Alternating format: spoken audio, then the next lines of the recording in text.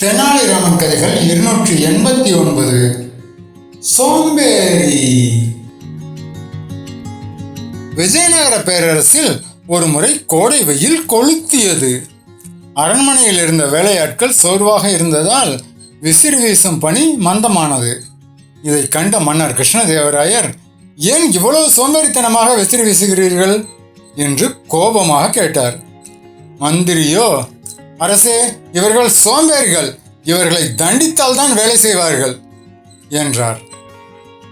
மன்னர் தண்டனை கொடுக்க முற்படும் போது தெனாலிராமன் குறுக்கிட்டு, மன்னா, இவர்கள் சோம்பேறிகள் அல்ல, இவர்களின் உழைப்பிற்கு ஏற்ற ஊதியம் கிடைக்காததே இவர்களின் மந்த நிலைக்கு காரணம் என்றான்.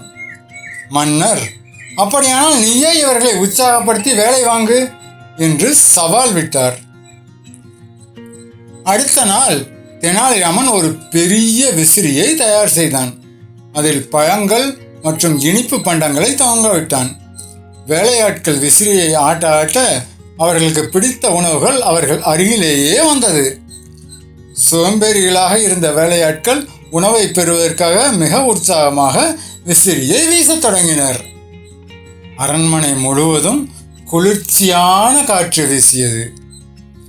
இதை பார்த்த மந்திரி, இது தந்திரம் என்று குறை கூறினார். தெனாலிராமன் சிரித்துக்கொண்டு, மந்திரி அவர்களே, சோம்பேறித்தனத்திற்கு மருந்தாக தண்டனையை விட ஊக்கப்படுத்துவதே சிறந்த வழி.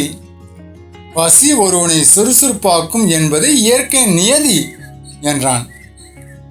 மன்னர் இதை கேட்டு வியந்து வேலையாட்களுக்கு பரிசுகள் வழங்கினார்.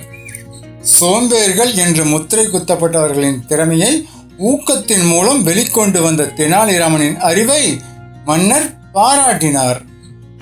தேவையற்ற தண்டனைகளை விட சரியான அணுகுமுறையே வெற்றியை தரும் என்பதை அன்று அரசவை உணர்ந்தது. மன்னர் கிருஷ்ணதேவராயர் தெனாலிராமனுக்கு மீண்டும் ஒரு முறை பொற்காசுகளை பரிசாக அளித்து கௌரவித்தார்.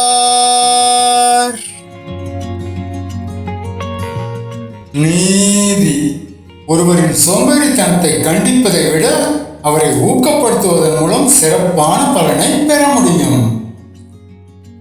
ஆமாம் மக்களே, உங்களுக்கு என்ன தலைப்பு பிடிச்சிருக்கோ அதை கமெண்ட்ல சொல்லிட்டு போங்க. நாளைக்கு அதே தலைப்புல தெனாலிராமன் கதை வரும்.